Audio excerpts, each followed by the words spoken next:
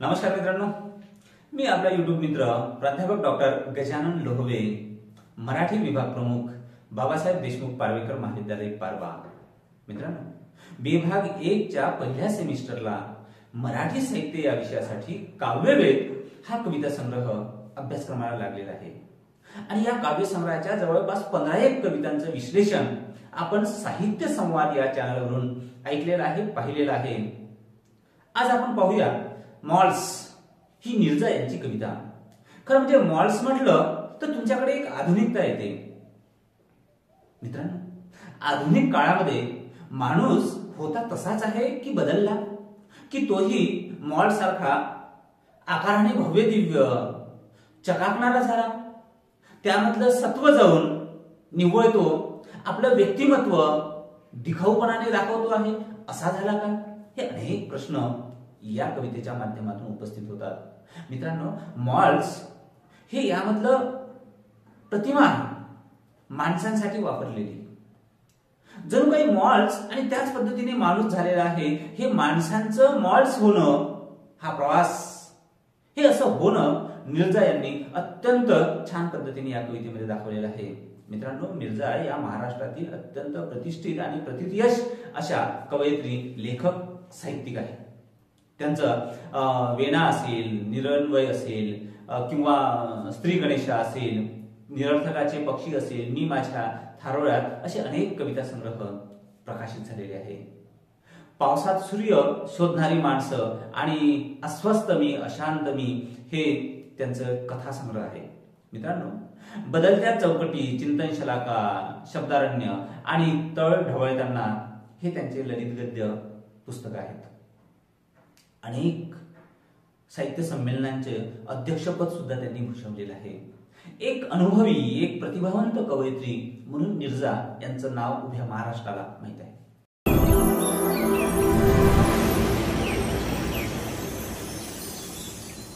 मित्रांनो, मॉल्स या कवितेमध्ये नीरजा म्हणतात की शॉपिंग मॉल्स वाहत आहेत ओसंडून, माणसं चकचकीत फरशीसारखी. शॉपिंग मॉल्स वाहत आहेत, ओसंडून वाहत आहेत. म्हणजे मित्रांनो, की एखाद्या नदीला पूर यावा त्या पद्धतीने ओसंडून पाणी वाहावं, त्या पद्धतीने मॉल्स वाहत आहेत. म्हणजेच मॉल्सची संख्या खूप झालेली आहे. मॉल्सचं चकाकणं, मॉल्सचं भव्य दिव्य असणं, मॉल्स मधल्या त्या वस्तूंचं रेखीव आखीव असणं हे वाढतायत. माणसं सुद्धा चकचकीत फरशीसारखं दिसत आहेत. मॉल्स काय आणि माणसं काय, माणसं सुद्धा अशा पद्धतीने चकचकीत होते आहे. मित्रांनो, मॉल्स म्हणजे काय, तर मॉल्स म्हणजे ही आधुनिक संस्कृती आहे. आधी बरं होतं, त्या ग्रामीण भागामध्ये एक आपल्याच घराशेजारी एक लहानसं दुकान होतं. तिथे आपण जायचो, पैसे कधी असेल नसेल अडल्या नडल्याला तो उधारी पाधारीनं द्यायचा, माणूस म्हणून ओळखून आपल्याला ते सगळं द्यायचं. माणसांमधील माणुसकी, माणसांमधील जिव्हाळ्या, माणसाची असलेली किंमत त्या काळामध्ये होती. आज मात्र माणूसच एक, माणसालाच एक विक्री मूल्य आलेलं आहे. माणूसच एक वस्तू सारखा झालेला आहे. मित्रांनो, माणसाचं माणूस पण आता हरवलेलं आहे आणि माणसाला आता एक विक्री मूल्य आलेलं आहे. ही नवीन संस्कृती आलेली आहे. ही नवीन संस्कृती कोणती आहे, तर मॉल्सची संस्कृती आहे. आणि या मॉल सारखाच माणूस सुद्धा आज स्वतःला चकचकीत शायनिंग इंडिया सारखा समजतो आहे. जणू काही मॉल्स एकीकडे आणि मॉल सारखंच विक्री मूल्य असलेलं माणूस या दोघांमध्ये तुलना नीरजा यांनी केलेली आहे. घरंगळत आहेत स्वतःच वरून, घरंगळत आहे स्वतःवरूनच डिस्काउंटची पाटी गळ्यात अडकून. माणसं कसं झालंय, माणसं घरंगळते आहेत. कशावरून घरंगळते आहेत, माणुसकीवरून घरंगळते आहेत. मित्रांनो, घरंगळणे हा शब्द उंचावरून, टेकडीवरून खाली लोटत येणे, खाली पडत येणे, त्याला घरंगळणे असं म्हटलं जातं. माणूस घरंगळलेला आहे. माणसाची आता उंची कमी झालेली आहे. माणूस आपल्या उंचीपासून ढळलेला आहे. कोणती उंची, तर माणुसकीची उंची होती. आणि स्वतःच्याच गळ्यामध्ये तो डिस्काउंटची पाटी लावून फिरतो आहे. मॉल्स एकीकडे बघा, मॉल्समध्ये डिस्काउंट, 1 वर 1 फ्री. बरं, फ्री म्हणत असताना त्याची किंमत कमी होते का? नाही.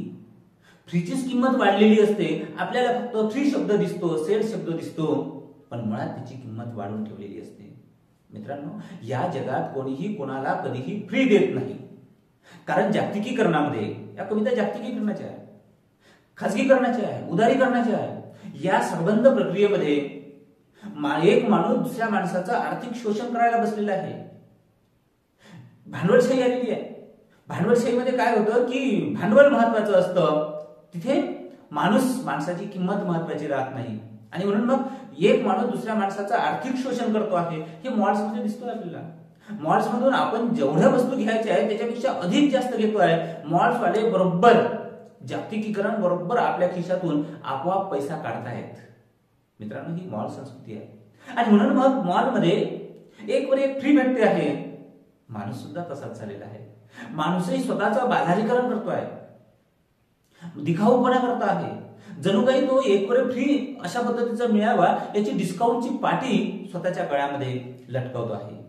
जिथे डिस्काउंट भेटल, म्हणजे डिस्काउंट भेटत असताना खरं काय, खोटं काय, सत्य काय, चांगलं काय, वाईट काय, हे काही न परखता त्या पद्धतीनं तो ती वस्तू घेतो आहे. त्याच पद्धतीने माणसे झालेले आहे. माणसांचा बेगडीपणा वाढलेला आहे. आणि म्हणून तो डिस्काउंटची पाटी गळ्यात अडकून हातोहात विकली जात आहेत. माणसं सुद्धा अशा पद्धतीने विकली जात आहे. कुठे आहे माणसांची नैतिकता? एखाद्या निष्ठेवर आपण जीव समर्पित करावी अशी कुठे माणसं आहे? तुझ्या शब्दावरती आम्ही हे मरणारे कुठे राहिले आहे? मित्रांनो, शब्दाला जागणारी माणसं आता दिसत नाही. शब्दाला मानणारी माणसं आता दिसत नाही. हातोहात विकली जातात शेअर मार्केट सारखी. माणसांचं अशा पद्धतीचं अवमूल्यन या मॉल संस्कृतीमध्ये आपल्याला दिसतात. आपल्या सुंदर मुलायम त्वचेची करताना जाहिरात, स्वतःच होऊन फेसाळणाऱ्या साबणाचा समुद्र. माणसं काय करतात?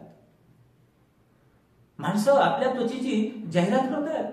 म्हणजेच आपली त्वचा म्हणजे काय? आपलं रूप आहे, आपला रंग आहे, आपलं रूप आहे, म्हणजे आपलं व्यक्तिमत्व आहे. आपल्या या व्यक्तिमत्वाची जाहिरात करतात. किती लोक मित्रांनो, दारू ही वाईट आहे हे माहीत असतानाही मोठे मोठे सेलिब्रिटी दारूची जाहिरात करतात. का? फक्त पैसा मिळतो म्हणून. मोठ्या मोठ्या कोट्याधीशांच्या घरी त्यांच्या लग्नामध्ये, त्यांच्या मुलांच्या लग्नामध्ये सेलिब्रिटी तिथे डान्स करतायत. कशासाठी? पैशासाठी. मित्रांनो, माणसंही इथे पैशाने विकत घेतले जात आहेत. स्वतःची अशा पद्धतीने ते जाहिरात करत आहेत. कारण दिखाऊपणाला आता किंमत उरलेली आहे. मित्रांनो, या मॉल संस्कृतीमध्ये माणूस अधिक दिखाऊ झालेला आहे. या ठिकाणी एक कवींची कविता आठवते. ते सुधाकर कायधनी असं म्हणतात की चिंध्या पांघरून सोनं विकायला बसलो, चिंध्या पांघरून सोनं विकायला बसलो, गिराईक फिरकेना. आणि मग बदलवलंय. सोनं पांघरून चिंध्या विकायला बसलो, गिराईक मात्र पेलवेना. मित्रांनो, काय असतं? मॉल संस्कृती आहे, चकाकणारी संस्कृती आहे, दिखाऊपणाची संस्कृती आहे. तुमच्यामध्ये अस्सल काय हे महत्वाचं नाही, याला कोणी विचारत नाही. तर तुम्ही प्रेझेंट कसं करता, तुम्ही काय कशा पद्धतीने जाहिरात करता, त्याला महत्वाचं आहे. आपल्याच त्वचेला गोरं करून, फेसाळणारा समुद्र करून ते विकल्या जाते. 7 दिन में निखार आएगा. अरे लक्स साबण लावल्याने 7 दिन में निखार आएगा. 7 दिवसात जर चेहरा उजळलेला असता तर वेस्ट इंडिजच्या लोकांनी मोठ्या प्रमाणात लक्स साबणच वापरली असती. नाही हो, तसं नाही झालं. आपणही तो प्रयत्न करतो. कोणीतरी सेलिब्रिटी ती साबण 7 दिवसामध्ये निखार आएगा असं म्हणते आणि आपण वापरतो. काय होतं? जसं आहे तसंच होतंय. त्याच्यामध्ये काही फरक पडत नाही. पण मात्र आपण भूलतो की नाही, हे माणसांचं स्वतःलाच विक्री करणं, बुद्धीचा विचार न करता असं फेसाळलेला समुद्र करणं, स्वतःलाच विकणं, हे मॉल संस्कृतीचं लक्षण आलेलं आहे. आणि म्हणून म्हणतात की धूप आता चारित्र्यावर पडलेले डाग वॉशिंग मशीन सारखे. माणसं एखादा कपडा वॉशिंग मशीन मध्ये टाकून त्यावर कपड्यावर पडलेले डाग ज्या पद्धतीने धुतल्या जाते, त्या पद्धतीने माणसं सुद्धा आता चारित्र्यावर पडलेले डाग या आधुनिक संस्कृतीमध्ये धुवून टाकतात. धुतल्या जाते का? धुतल्याही जाते. मित्रांनो, कितीही डागाळलेला माणूस असला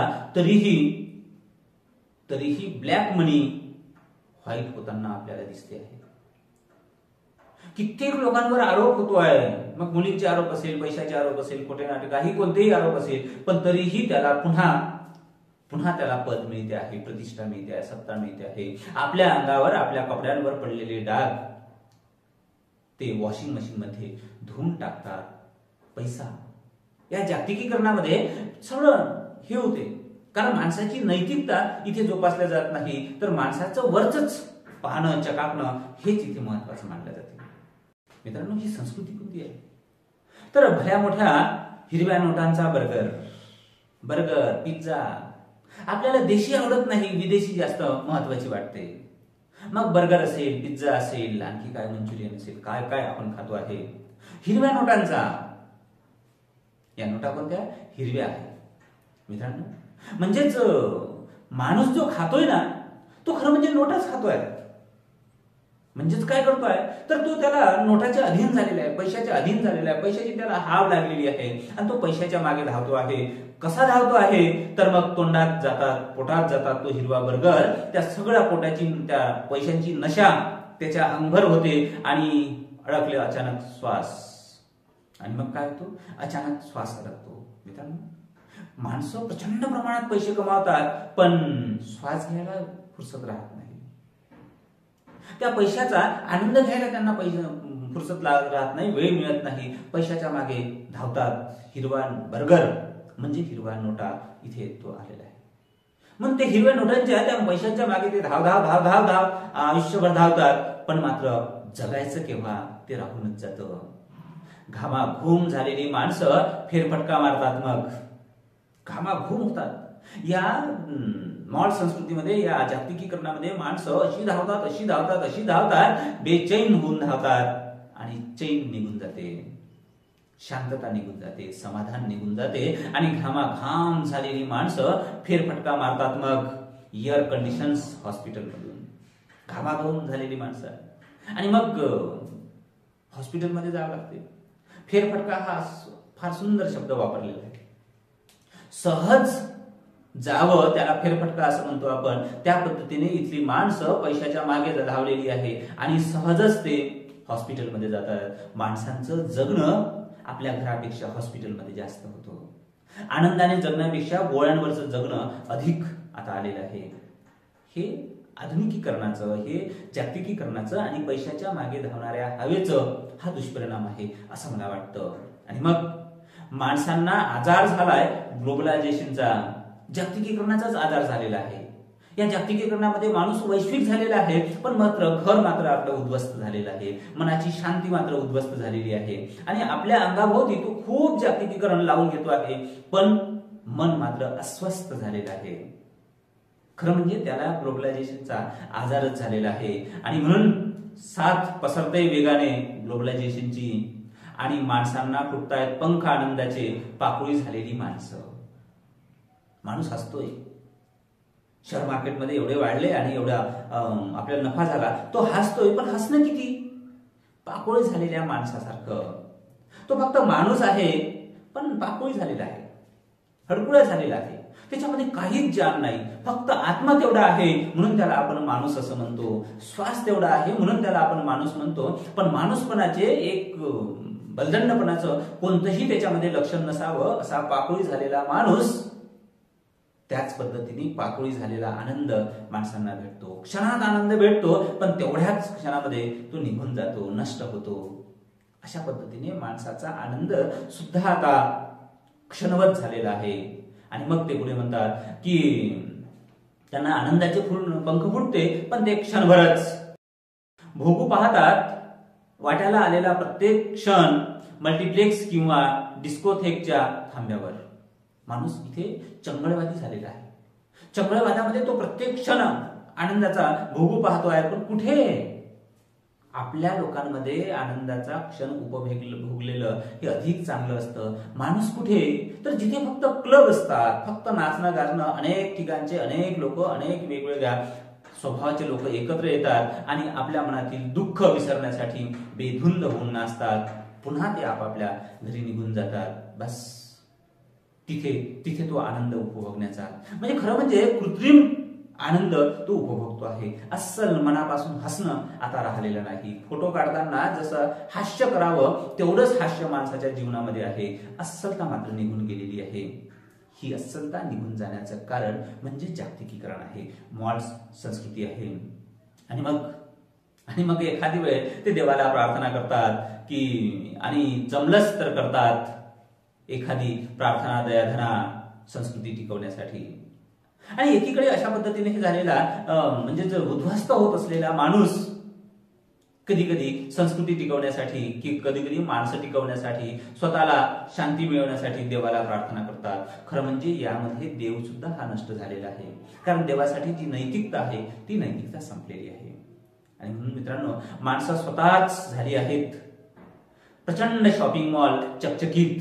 माणसंच शॉपिंग मॉल हे प्रतीक आहे, प्रतिमा आहे. खरं म्हणजे माणूसच असा चकचकीत झालेला आहे शॉपिंग मॉल सारखा. तोच स्वतःला विकतो आहे, त्याला स्वतःचं विक्री मूल्य राहिलेलं आहे. माणूस म्हणून त्याचं मूल्य कमी झालेलं आहे आणि मोबाईलला आपण महत्व त्याला अधिक देतो आहे. माणूसच आता विक्रीसाठी आलेला आहे. प्रचंड शॉपिंग मॉल चकचकीत तो झालेला आहे. विभागून स्वतःला एका एका गळ्यात वाट पाहत आहेत. प्रत्येक माणसाने आपल्या आपल्या तत्व नसलेल्या विचाराचं जणू काही शॉपिंग मॉल केलेला आहे, दुकान उघडलेलं आहे. आणि प्रत्येक जण आपापल्या विचाराचे 10-12 लोक जमवण्यासाठी, माणसं एकत्र येण्यासाठी, गर्दीसाठी वाट पाहत आहेत. केव्हापासून गर्दीची ते वाट पाहत आहेत. मित्रांनो, इथे माणसांची गर्दी म्हटलेलं आहे. गर्दीमध्ये दर्दी माणसं विखुरलेली नसतातच. फक्त इथे माणसांची गर्दी पाहिजे आहे. आधुनिकतेमध्ये काय पाहिजे? आधुनिकतेमध्ये डोके पाहिजे आहे, मेंदू नको आहे. त्यामध्ये विचार करणं ही प्रक्रिया नको आहे. त्यामध्ये नैतिकता आणि निष्ठा हा भाग नको आहे. पैसा फेको तमाशा देखो ही संस्कृती मॉल संस्कृती आहे. यामध्ये मॉल संस्कृतीमध्ये माणूस कसा बाजारामध्ये उतरलेला आहे, माणसाचं कसं अवमूल्यन झालेलं आहे आणि माणूस हीच एक वस्तू झालेली आहे. हे माणसाचं वस्तुगत जीणं, वास्तवामधलं वस्तुगत जीणं निर्जा यांनी या कवितेमध्ये अधोरेखित केलेलं आहे. मित्रांनो, माणसाचं अवमूल्यन होत असलेल्या या काळामध्ये निर्जा यांची कविता ही नेमकं या समस्येवर बोट ठेवते आहे. म्हणून ही कविता उत्कृष्ट होते आहे. धन्यवाद.